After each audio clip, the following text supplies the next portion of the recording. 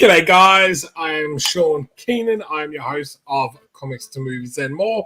We go live each night on a Sunday night at 10 p.m. If you haven't already, please hit that notify button and subscribe to our channel. As always, I've got Stephen here with me. How are you going on this Sunday afternoon, nighttime, mate? All good, all good. Oh, look, it's back, back to the work week tomorrow, but let's just enjoy it, whatever's left of the weekend right now. Yes, I've been behind me. I've got the last packages to be sent out from the Fractured Shards and XCT Monsters. So that is going out tomorrow, and to fulfill almost 350 350 packages in just under 2 and a bit weeks has been absolutely crazy. But I got there in the end. That's 3 different Kickstarters, though. It's not like actually that's actually more complex, because like when I was doing, say, Charlie Olympus or whatever, or even when I was doing Wordsmith, I had to set up about 200. But if it's a one project, it's actually easier, because you keep grabbing the same book, you keep grabbing the same box. But yours, you want to grab one from this box, one from next package, one from this box, one from this box. And the ones that took me forever, which is a fantastic problem to have, was all of our new backers on XCT Monsters, because not only was it the Monsters book, but they had gotten all of the past issues, all of the graphic novels, and I was getting so used to doing the one comic or the one graphic novel from Fractured Shards in the one box. Like it was like, oh, bang, bang, bang, you start getting the rhythm. And then I got to that and I was like, I have to like bag and board all these comics, and I have to like do all this different stuff. But anyway, it's a good problem to have. They're all out. Also, we had a video which I might actually play in a sec as well, which was from Dan, to say that all the boxes have reached him, and that he has already sent them within the US. So all of our US backers and everything should get them literally by the end of this week. We're hoping, which is fantastic. And then all of our Canadian, Grace, I know you're in the chat. I've got yours here. So you will get a email on Monday when it gets logged with the post office to say it's all out and everything, which is fantastic. So, but I tell you what, mate, I am wrecked. I am wrecked. My wife took Peaches out all day yesterday to give me a chance to really sit down and nut out these last lot of packages. But today I'm feeling a little bit worse for wear. Oh, look, look, when I pack, and now we're going slightly down the rabbit hole for fulfillment. Look, it is work, but it is thankful work. So anybody who's listening to this, look, don't get us wrong. We're not whinging about it, because it is thankful work. And for people who know, I actually do sign my stuff if you request it. And that actually adds another layer of complexity. And I know Dan was signing the Fractured Shards stuff, which adds that extra layer of which one goes where and all the rest of it. But it's thankful. Like, we are happy to do it, because you let us tell a story and live the dream. So don't take it as a whinge, take it as oh gosh. But we actually do really enjoy it. It's a like Shaun kept saying, it is seriously a good problem to have. So thank you again for everybody who's ever backed a physical one. Yes, and I'm going to say the thing that I've found really good with Kickstarter, again, we're going a little bit down the rabbit hole here, but that add-on feature is so much easier now than someone get, like, because how we used to do it is someone would be like, oh, can I get that extra print, or can I add that? And you're like, yeah, just add $20 to your pledge, and you either have to write we'll remember it. Or you had to remember it, and then you send it out, and the person's like, I paid $20 for that extra print. You're like, oh, sorry, man, I'll put that in another package and send it to you. But yeah, that add-on feature, especially when you've got Fractured Shards, we had 420 backers, which is absolutely bloody amazing. And to kind of remember all the different things in that I definitely would not have wanted to kind of do that. So I've found the add-on part within Kickstarter absolutely phenomenal for really large campaigns. Definitely. The other thing I really like what Kickstarter implemented is the fulfillment tab. So this is really useful before you organize your rewards because, and again, I still remember this 4 or 5 years ago. They never had this where if you specify the reward, you can actually specify the items inside the reward. That's actually, I think, only about 2 years old. It's a relatively new feature. But being able to specify the items means that Kickstarter can do a count for you. Oh, this particular item, you need 60 of these or 70 of these, as opposed to having to count every reward tier and trying to manually count how many of a particular item you need. 100%, especially when you're doing multiple prints and all that type of stuff. That was so much easier because you're like, okay, beautiful. I need 25 of this one, 50 of this one, and 100 of this one. But what I want to quickly do before we get into the movie we're going to talk about tonight is I do just want to show that video that Dan had sent to me around Volume 1, just as a little thank you to people that are in this chat that have backed the project and everything. So let's open that up. And look, we've finally arrived. Fractured Shards, Volume 1. There's my name. There's my name. Look at this. Beautiful artwork right there.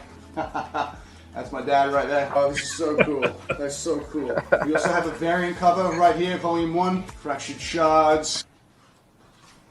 I just quickly would like to thank the Fractured Shards team. We got Shaun, we got Stephen, we got Ricardo, we got Kevin. Thank you for all your hard work. If it wasn't for you guys, this would not be happening right now. Well, I want to thank all the backers out there. I'm so glad that you're a part of this. We have Volume 2. There's less than a week, so you can pledge to pick up Volume 2. You can also pick up Volume 1 as well. Everybody who's ordered in the United States for Volume 1, it's getting out to you this week. Once again, thank you so much. This is super exciting. I don't know what to say, but thank you so much, and I hope you enjoy. I know I will.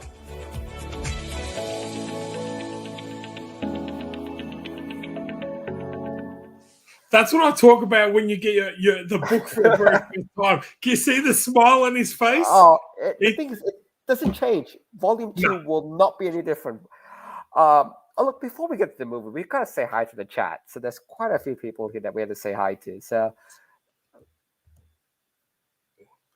hey, Sazagal. We've got Grace. Hey, Grace. Thanks for accepting my friend request. Moira, morning over there. It's evening here, but yes, yours is in the pile here as well, Moira, because both you and Grace had loaded up on plenty of stuff. So your guys are all going out together. We've got Katarina. Hi, how you going? And Darren, mate, how you going? That's my dad, lol. Yeah. Oh, look, that's actually one of the fun things about Bill, and because this is Dan's book, so half the time it's like, this background character, who do you want it to be? I'll make that my dad, make that my sister, I want my brother here. It was fun. It's really good that we can do that. It's so funny because we've had his sister, one of his brothers, and his dad all in the book, and I was like, doesn't your mum or your other brother want to be in the book? He's like, my mum's definitely said, no, I don't want to be in the book. And he goes, and my other brother, he goes, he doesn't give a SHIT. He's like, I'm like, oh, really? He's like, yeah, he keeps hanging it on me that I'm creating a comic book and everything. So, but all in good fun and everything. But the reason why I was talking about fulfillment and what I was doing was that while I was doing my fulfillment, I chucked on the movie we're going to talk about tonight, which is Minority Report. Now, the one thing I have to start off and say that I did not realize was there was 2 seasons of a TV series. I did not know that. Yeah, I know that 2015, 2016, Sci-Fi Channel in the US, which is on Foxtel here in Australia. Totally didn't know about it. it looks kind of cool. So I'm gonna go back and watch that. So and then I will Something to come check back out.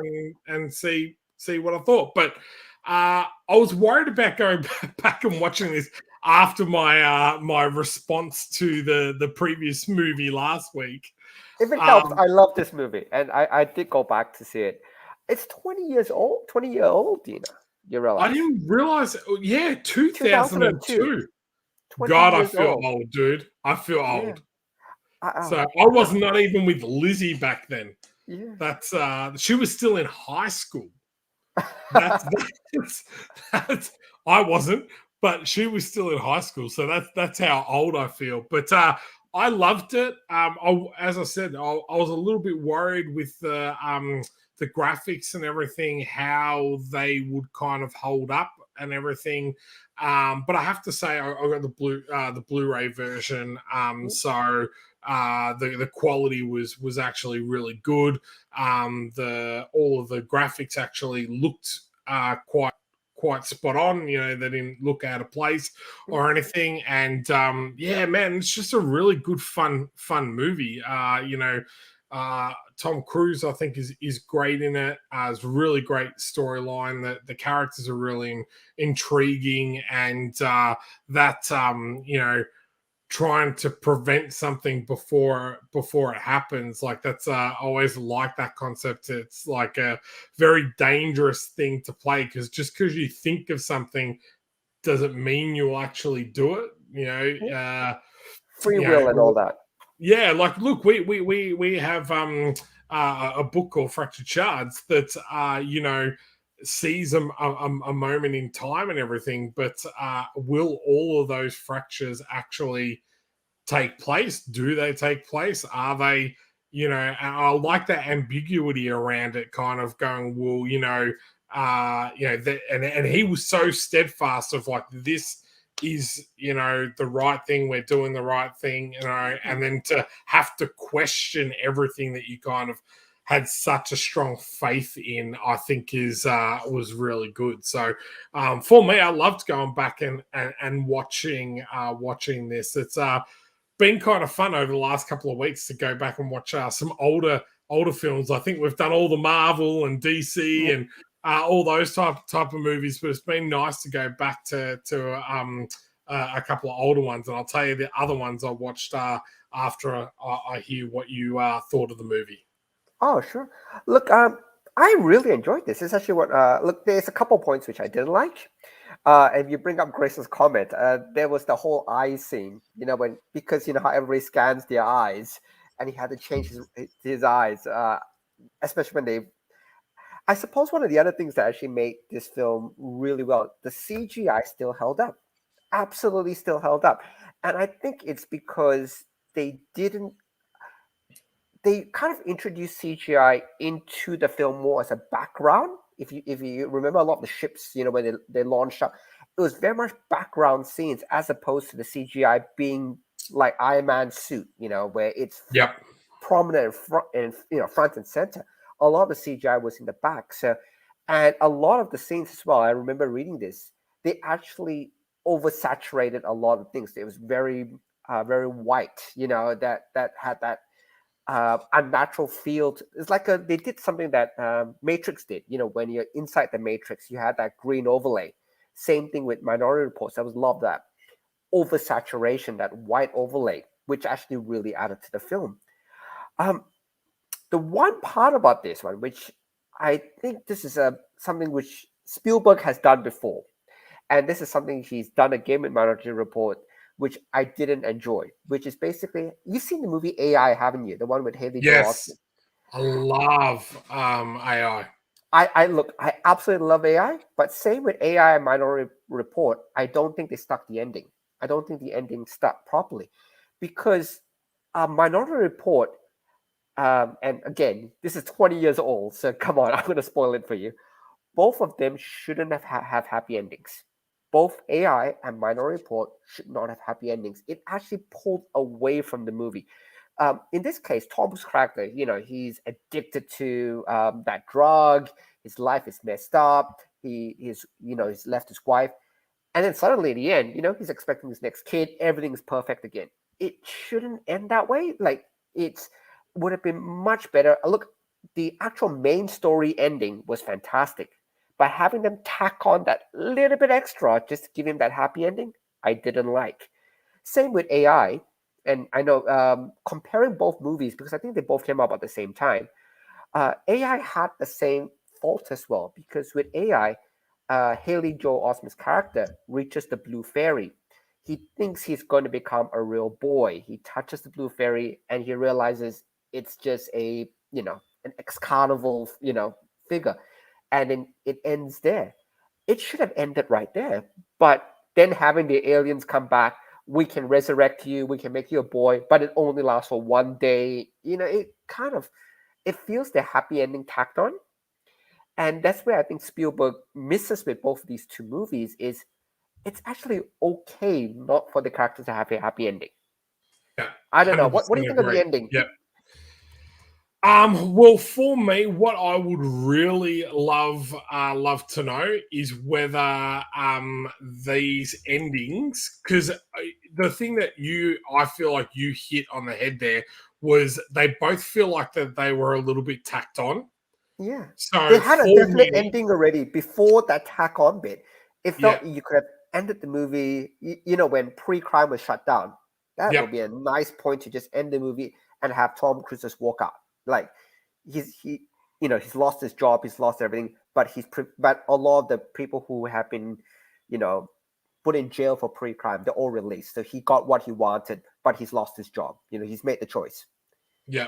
That would have been a nice ending point, I think. Yeah, well, it's interesting because AI came out the year before, so 2001. Okay. But what I was going to say was I'd be really interested to know whether that was a studio decision rather than a Steven Spielberg decision. Was that a studio's decision to say, we need a happy ending. We need to give him at least one day as a real boy. Like that would be really interesting to know. Now that I know a little bit more about the film industry and how it kind of works, and with directors being a little bit more vocal, I reckon over probably the last decade in regards to saying, well, that's actually not the film that I wanted to tell or how I wanted it to end. I'd be really interested to know on both those things because especially Minority Report, I felt like I almost was expecting the credits to run. And then that part came on and I was like, oh, I actually didn't remember that. That part, and when it came up, I was like, I had the remote in my hand, ready to actually turn off the Blu-ray, and I was like, oh, hang on a sec, and then I was watching it, and I was like, oh wow, I didn't think that, and I was like, I actually thought the same thing as you. I'm like, wow, I don't think this was actually supposed to be here. And then I actually Googled it to see whether it was a Blu-ray edition because I was like, because sometimes I add stuff in. I was like, oh, maybe they've just added it in on the Blu-ray, but no, it was like that in the original release. So, but I have to throw out this comment, Moira. You're not a Tom Cruise fan? Come on, come on, please, Moira. Oh. But talking back on the CG part, the one cool thing that they actually predicted here was the swipe technology. Yep. So how people use iPads and things like that, I thought that was brilliant because previous to this, touch screens and those type of devices, they were kind of there, but they were horrible. When you touch it, didn't quite always get the right place. It's not until Apple and the Android devices came out that it became very prominent. And seeing Tom Cruise, drag stuff in, flick this out, No, wait, man. 2002 was Napster. There wasn't even touch screens back then. Exactly. I don't even think they had touch screens at the at the movies or anything They did. like You that? know those big chunky PDAs, the one you had the Yeah. stylus. The they did this. The really old Blackberries and stuff like that. So when you get a touchscreen, you Oh, have to use the little Blackberries. stick. Oh You my have to use a God. little stick to press Yep. things up. And for them to predict, you know what? Nobody's going to be using that. That's going to vanish. We're going to use proper touchscreens. I thought that was really cool. That technology was predicted by Spielberg. And Really? even with the gloves and everything like that type of stuff, I'm like, that's VR. Like Yep. that's exactly what we use in VR now, type of thing. So I really enjoyed it actually. I was probably going in with really low expectations after last week, but it really surprised me. I thought that it aged well, and I thought even some of the themes were still relevant today. So I think that's another thing that makes a really good movie is that those themes can kind of be used later down the track. And it's quite interesting that the other movies that I watched this week was I went back and I watched the Scream quadrilogy at the moment, the Oh, four okay. Scream movies. And I tell you what, man, I still absolutely love that first movie. I was sitting in here packing up all the boxes, and I didn't even have my face to the screen, and I was saying Scream word for word. When Ghostface first gets on and talks to Drew Barrymore, I was saying it word for word, and I was just having a chuckle to myself because I reckon I would have watched that film, like came out in 96, 97, I think. So around that time, I would have watched it like, I reckon close to 100 times. So. And I'm not spoiling Scream. Again, it's been out for 20 something years. So if you haven't watched it, not my problem. It was actually one of the first films I really thought they had two killers. And I thought that was brilliant because you kept thinking it was Sydney's the boyfriend, but at certain points he was there and Ghostface was still there. So I can't be him. It can't be this guy because we saw him and having that flip that to have both of them, be involved. I thought, because when I watched it, I didn't know the ending, and it wasn't spoiled for me. So it was one of those. Oh my god, it was two people. I thought that was brilliant. But the second one having two people, I think it's a bit. You were expecting it, if I remember right. Scream 2 also had two killers. Yeah. And so you're thinking, oh, do you up it every time? So Scream 3 will have three killers and. But no, Scream 3 only had one. One killer. It went back. But I did like how that threw it back. I was right, 1996. Yes, good year, 1996. So, and Moira has put the message. What do I think of the new Scream? I haven't seen it yet. That's why I went back and watched all four. So I'm going to try and get to watch it maybe Stray Day. I might try and nick out and go and watch that. So I haven't seen it yet, but I just, it was really cool to go back and watch something that I loved originally and haven't seen for quite some time, and just really loved watching it. Like even when I was watching the fourth one, and it's like the start of the movie, and then it turns out to be just the start of the Stab movies. Yeah.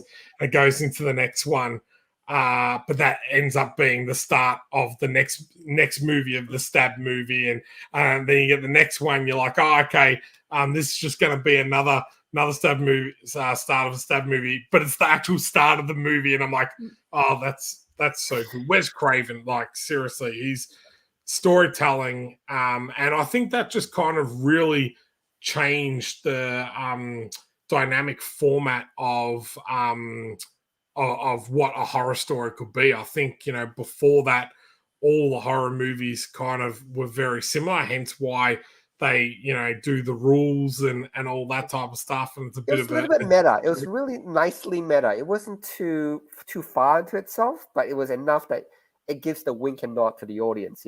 yeah.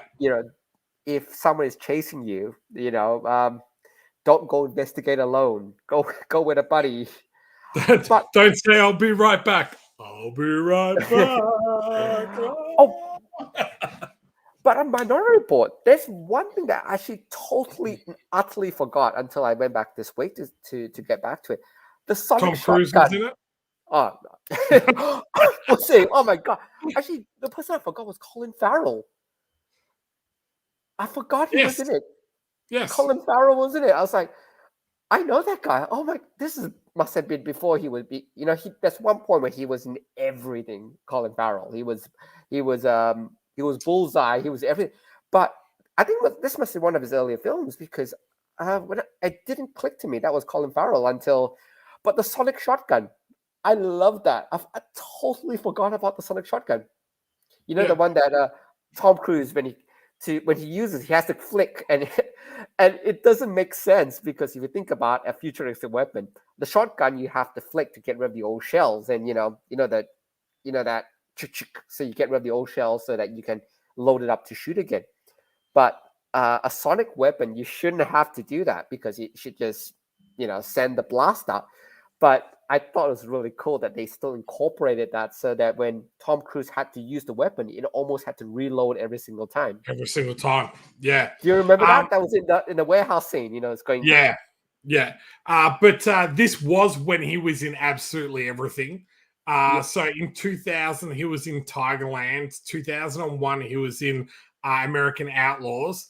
Then in 2002, he was in Hearts War, Minority Report, Phone Booth, and The Recruit.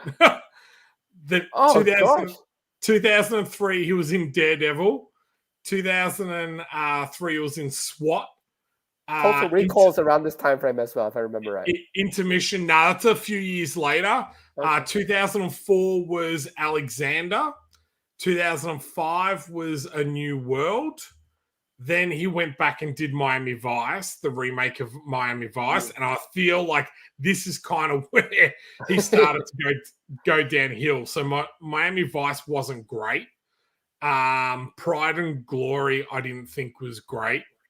And then now he wasn't in anything or any big roles for a few years. And Total Recall was kind of 2000, and I was in Fright Night, the remake of Fright Night. Again, I thought it was okay, but not great. 2012, he was in Total Recall, which was not good at all. I was not a fan of the remake of that at all. And then he's in something at least every single year.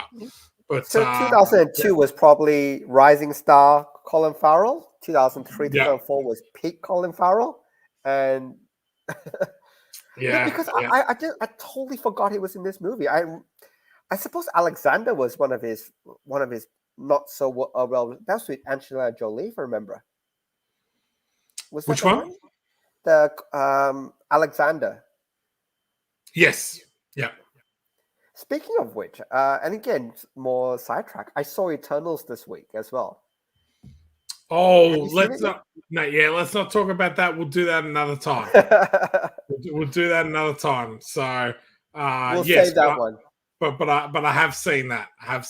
So, but the other thing I loved, you talked about Minority Report and seeing Colin Farrell in that. It also had the I don't even know the actor's name, but he's in Arrow, not League of Extraordinary Gentlemen, the other DC spin-off, League of Legends. No, what's the my god, Tomorrow Legends or something.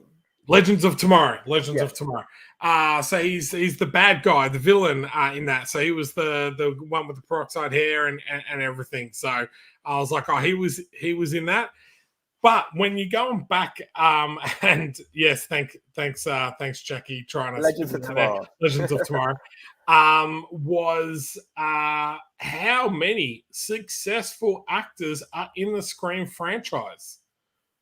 It's got Drew Barrymore, Tori But Spelling, she gets Nerve killed very Campbell. quickly, though. She was in, and then she's But dead. a lot of them are. A lot of them are. It even had Sarah Michelle Gellar.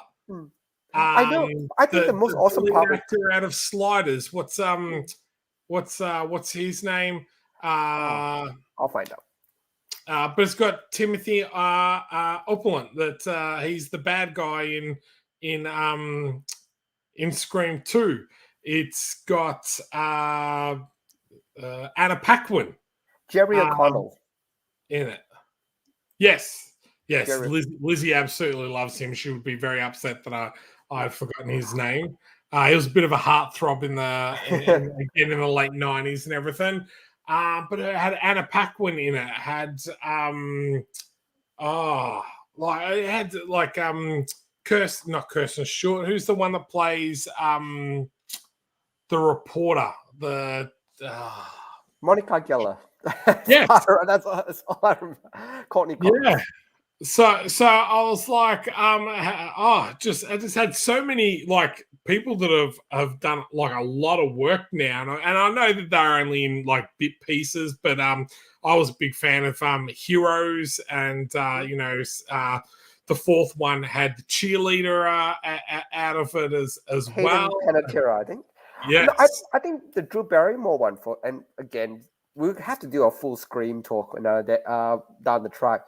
The reason why I think the Drew Barrymore scene was so great was you didn't expect her to die. That was because she's on the poster, so she's like what's that other movie with Steven Seagal and Kurt Russell, and he literally dies within the first 30 seconds of the film. Is it Executive Decision?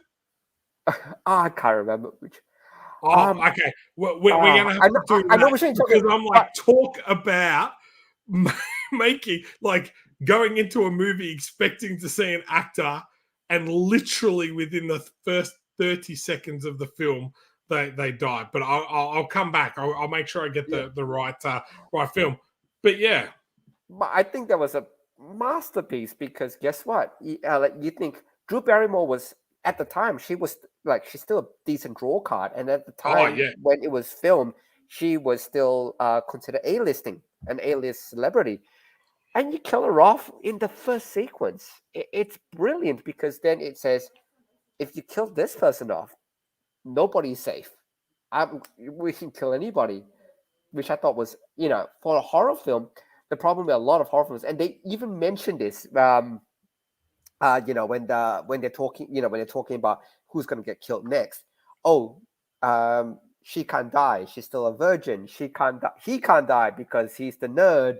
And they do all the tropes and say, look, and then they start breaking all the tropes by starting going, okay, we'll kill him. Let's start. Yeah.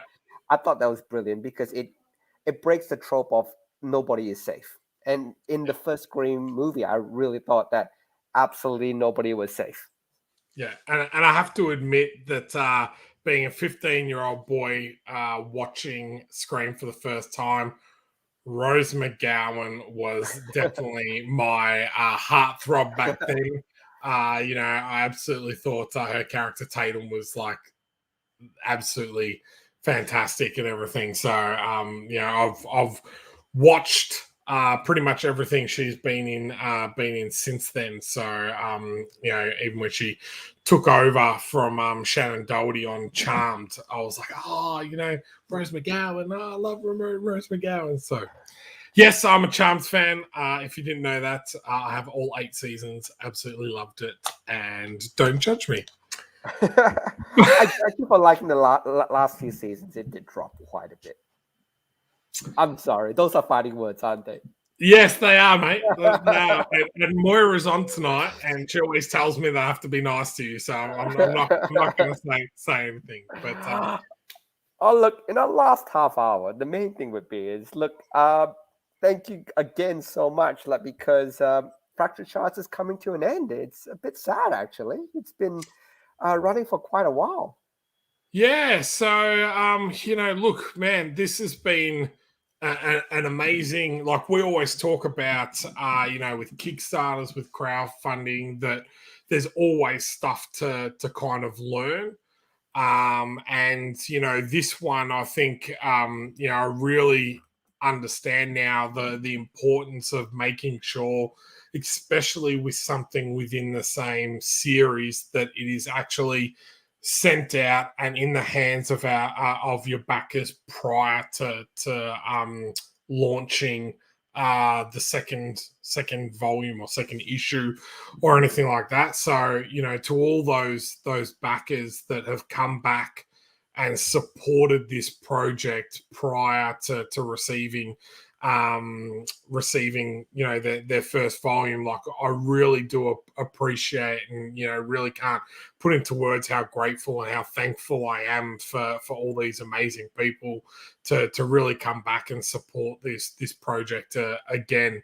I did find that after I did an update on Friday, after I sent out the last lot of packages other than ones I've got here, that once people got that email with the tracking number and everything like that, that we did have another influx of people people backing the project and everything. So but 283 people, that's a really large number. It's fantastic. We did have 420 people in the first campaign, so hopefully it's a big 48 hours to kind of finish, but to have 283 people and be almost at $23,000 is just fantastic for volume 2. So thank you to everyone that's already backed it. I will share the link for those people that are watching this maybe tomorrow or as a replay.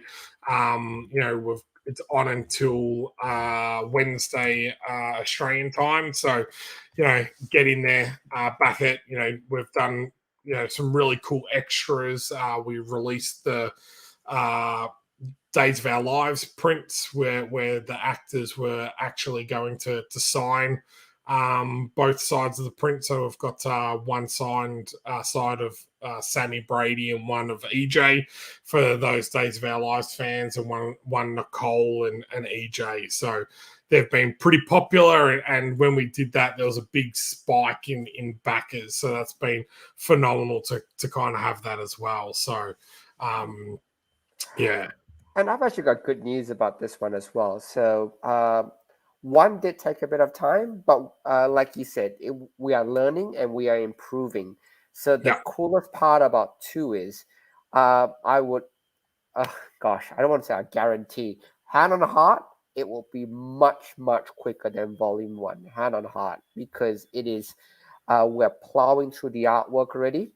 As soon as Shaun gives me the full color pictures, which Kevin has been absolutely powering through, I've started I think I've let it about 25% of the pages so far. That means when my time is leaded, that means everything is done.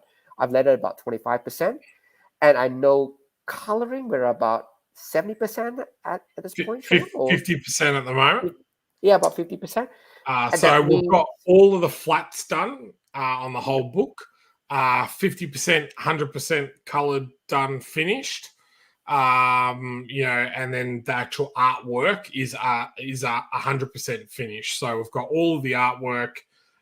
We've just got those couple of drawings and special pages that we're doing with that, which is only 1 to 2 pages. But all of the actual artwork of the story is 100% completed. 50% of the colors are done, and then, as you said, 25% of the letters is already done. So once this money hits our bank account, we'll be really just finishing off production and going straight to print. And then I'll be in here watching movies, repacking another bunch of parcels to send out to everyone. So yeah. Oh, yeah. So, look, the main thing would be is this one will be a lot quicker. Look, And look, I really can't wait for you to read this one because, and again, no big spoilers on the story of Fractured Shards 2, but the first one we were a little constrained in story writing, and this is something we had a chat to Dan about, because although, and again, for people who haven't read it, I won't spoil the first volume 1 because it's still pretty new, but there is a main plot line of something happens and Sebastian has to solve the case before the end of the book. So that's that standard beginning and end. But what we found we had to do is, like most TV shows, is you have to introduce a lot of characters. You know, you had to introduce Sebastian's boss, his, Linda, the nightclub owner, Evie, all these different characters. Yeah, the psychiatrist, and all these people had to be introduced just so that you get the sense of the scope of the world. But in 2, guess what? We didn't have to develop every single seed that was dropped in volume 1. We just could go, okay, you've seen the world as it is. In volume 2, we can now focus on one component of it. And in volume 3, which has been outlined already, see, we're actually planning slightly further ahead, it will then focus on the next part. And volume 4, the outline has also been done. It then focuses on another aspect that volume 1 has introduced. But what we really want is, by the time you say you reach volume 6, and then you read through 1 to 6, let's just say one sitting, and you go from beginning to end, you'll start to say, oh my God, they thought about that here because it was brought up again here and then brought up again here. And it now pays off here. And we really hope when you do get to that point, you do sit back and read all of them again, because I think, and the other thing would be is we also drop a lot of clues in terms of look at the backgrounds, look at what people say, and then look at the backgrounds. It even becomes more important in 2, and there's an Aquila side story in the Fractured Shards universe, where there are components that are introduced in volume 1, which are actually brought up again in Aquila. And I love it that everything is just that little interconnections, so that when you do read it from beginning to end, you'll start to pick a lot of stuff up. And then it won't be where did that come from? Oh, wait, go back and read it because we actually told you along the way all these things. And Shaun, I know you know what happens, so it's not a spoiler for you, but there's so many of it. But Dan dropped a lot of those things in. It was really fun to write all the stuff that Dan mentioned. It was, I have to say, you've been to our workshops. They're really good fun.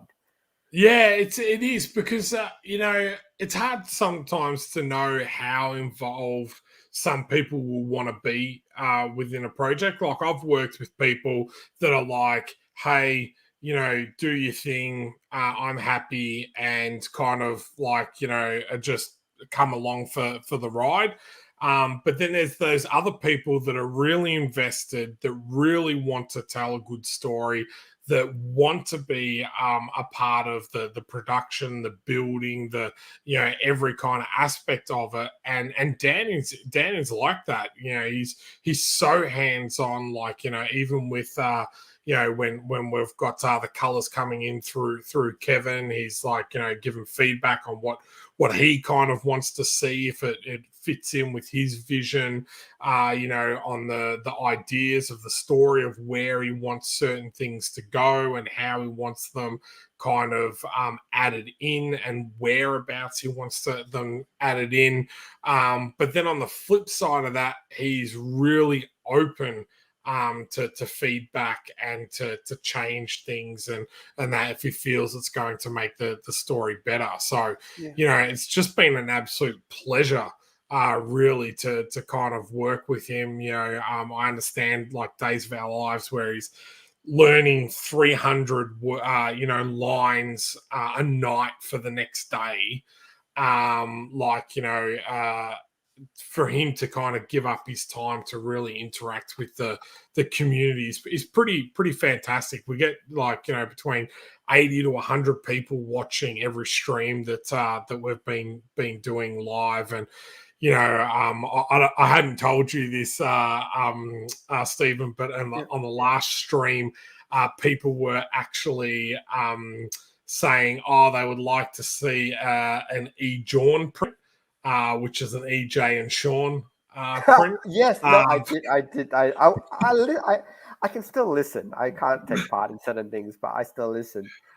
So it's kind of been nice to be a part of that as well. But I was like, there's no one, not even my wife, that wants to put this face up on a wall. So we won't be doing that. But Man Deep, how are we? I think it's a bit hungover. Hungover Man Deep. Oh no, that's not good. So. And just back on the previous point, and I absolutely love this. There was a therapist scene where Sebastian has to basically discuss something that's happened in the past with a particular therapist. And Dan actually went back and talked to a real therapist to go, wait, if she said that, she's actually breaking the rules. And if she did, go back to read that particular scene if you haven't already. That is actually accurate of what a therapist should do.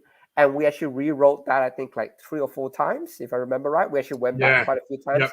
So do read it, because that is probably as accurate as you can get of a person talking to a real therapist, and how a therapist should behave professionally. She does something to break that. But again, please go back and read it. That she does something that shouldn't be allowed, and she breaks one of the rules. Yeah, but it's still really well done, because that was intentional. Yeah, and I think that was great that he actually took the time to actually go and speak to, his friend who is works in that field, and says, can you read over this, and what do you think? She's like, they just actually wouldn't say that. We can't say that, blah, blah, blah.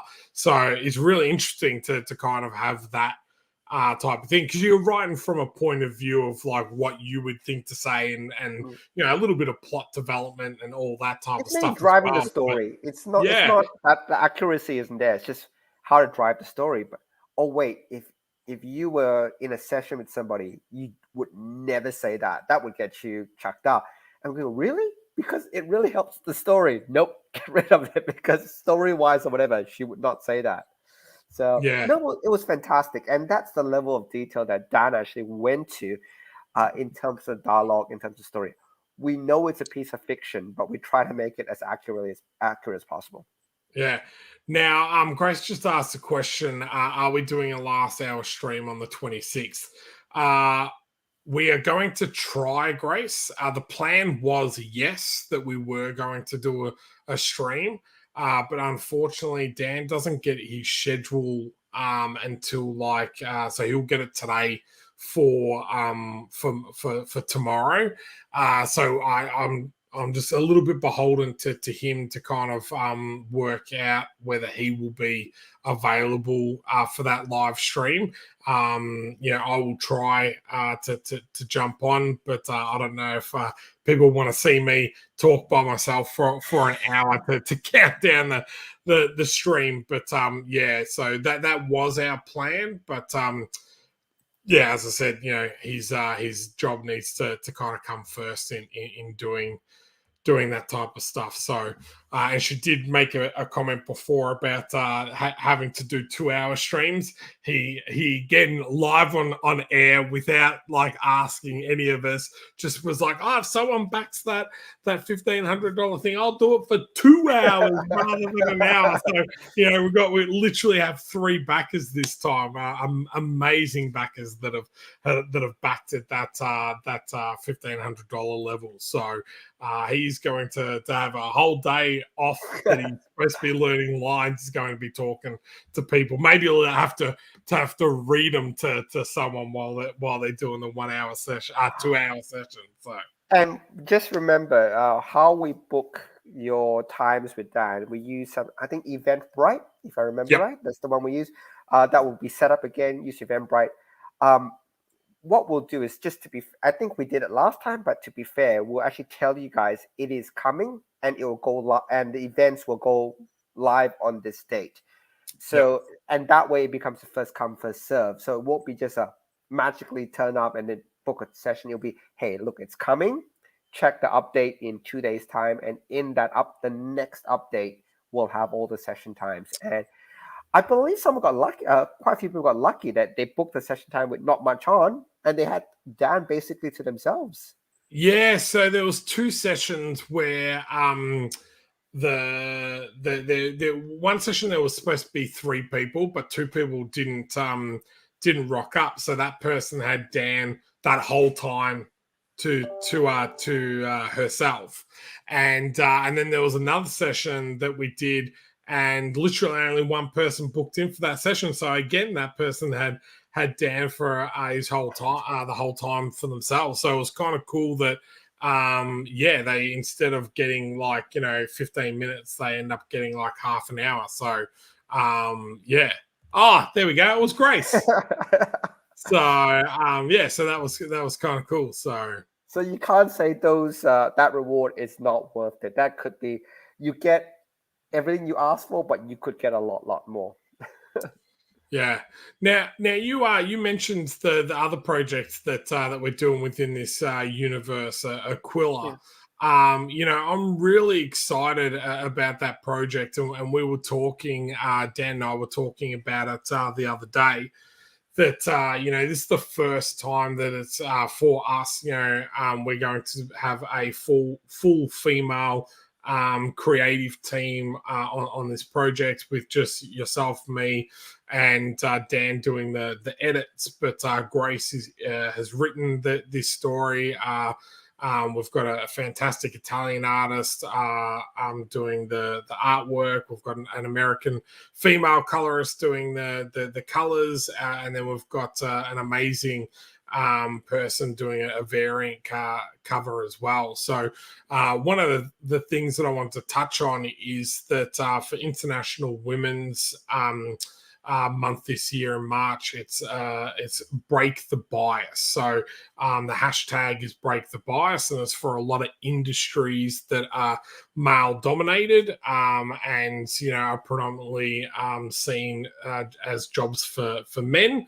And comic books is one of those genres where there seems to be a proportionate lot of more men creating than females. So I'm really excited to be a part of that. And we'll be doing a lot in March to promote this project with those creators that are on board, and gaining a lot of traction before we launch that project. So keep an eye out for that. But all the women on this project are absolutely amazing, have been phenomenal to work with, and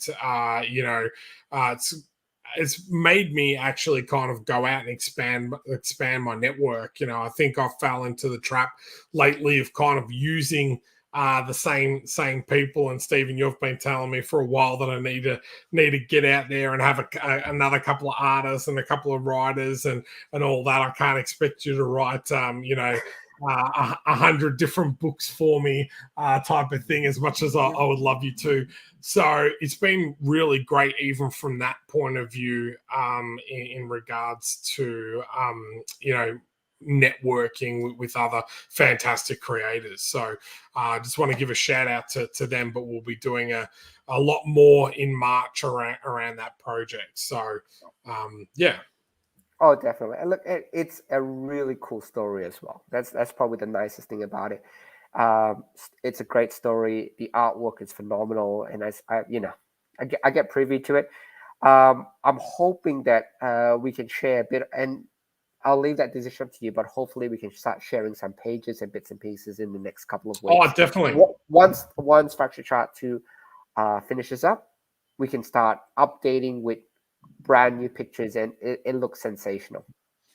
Yeah, and I think the Kickstarter tip that before we finish for tonight, I think the Kickstarter tip we're going to do tonight was, that last hour of a launch, doing a video and live ending. So we always talk about how important it is to do a live launch, and you did Wolf Club's last week, which is off to an absolute flying start, which is fantastic. But I have noticed that countdown in the last hour is also really important. So, if anyone is watching this replay, we did a few Kickstarter tips that were not intentional at the start of this session, but also talking about doing live streaming, whether that's the live launch during the campaign or at the end. I've found them to be really great, not only from the financial side in regards to generating more income for the project, but I've found that it's been amazing to be able to connect with that community. And that's what you're trying to do, I feel, when you're creating a project and building a brand, whether it's your first project or your 20th project, is that being able to actually interact with the people that are backing your project, I find is 100 times better than just doing a link drop on Facebook and all those type of things. So that's my Kickstarter tip. Oh, definitely. And just in terms of numbers and statistics, you usually get about 40% in the first 24 hours. That's what you should aim for of your goal. And you're hoping you get 40%, another final 40% of your final top, your final goal in the last 48. So again, if you make the math really simple, let's say your campaign earned $10,000, odds is you'll get 4,000 in the first 24 and 4,000 in the final 48. So they are the absolute key times. And in the middle is what they call the horrible mid-campaign slump. The dead zone. Yeah, but you do need it so that you can build up the momentum. And that's where a lot of people goes, this is where, and I know we don't have much time left, but I do since we brought this a Kickstarter tip, what I tend to find happen is people they starting to shorten their campaigns. I think I saw somebody who I used to know run an 18-day campaign. And I ask, why did you do that? Oh, because the beginning is where everything happens and at the end. But my argument about that is it happens at the end, and where you get the traction at the end is because you have to spend the 20-something days in the middle building up to the end. Because otherwise, just run a 7-day campaign, or just 2 in the beginning, 2 at the end. If you don't have the time in the middle to build, you don't get the excitement in the final 48 where people are going, oh gosh, this is my last chance too, or I've heard about this through this, and I've got my last time to support this project. So like what I always say, there is no silver bullet. It's just work, and it's just trying to make the best thing and try to make people as excited as possible of what your story you're trying to tell. Yeah, I've done a few different times, whether it be 60 days, 30, between 35 and 30, 24 and 21 days are the amount of days that I've done on my projects. Yep. And I have to really admit that 21 to 24 days seems to be the sweet spot. That 30 days and above, I find there is like a week or more in the middle that is just totally dead. Where if it's that 21 to 24 days, I find that it's fairly constant throughout the whole campaign. But it depends on like a lot of things, on how much time you've got and all that type of stuff as well. But someone just put in the chat that Wolf Cubs has made its goal, mate. Yeah, it did today. Thank you. Yeah, look, thanks, Maura. Oh, look, I'm really happy about this one. So, stretch goals are coming. I've got the artwork for it already, and I will share it when I write it up. I'm going to do some cool graphics with it. So, but congratulations, man! That's amazing to have made your funding in a week, especially on a new project. That's amazing. It's still 24 days, so let's try and, as I said, double that and get that up over $8,000. So, oh look, the back account is my big thing. Like all things aside, I just want a huge back account because it just shows people are interested in it. And I hope when you do read it and you do enjoy it, you come back for more. So it's really happy. And I'm really happy to see that the back account is really high, 131. So for the first week. So that makes me really, really happy. So if we get the back account up as high as possible, that's perfect for me. Awesome. Well, thanks again, everyone. It's been an amazing show. We've given away a bunch of Kickstarter advice. So if you're ever wanting to know anything about crowdfunding, come to this, ask questions. We're more than happy to help and share some of the knowledge that we've learned along the way. So how you do that is by subscribing to our channel. Hit that notify button. We go live each Sunday night at 10 p.m. Thank you, Stephen, as always. Thank you, everyone, for tuning in. And we will be back again next week. Same time, same place, same beautiful face.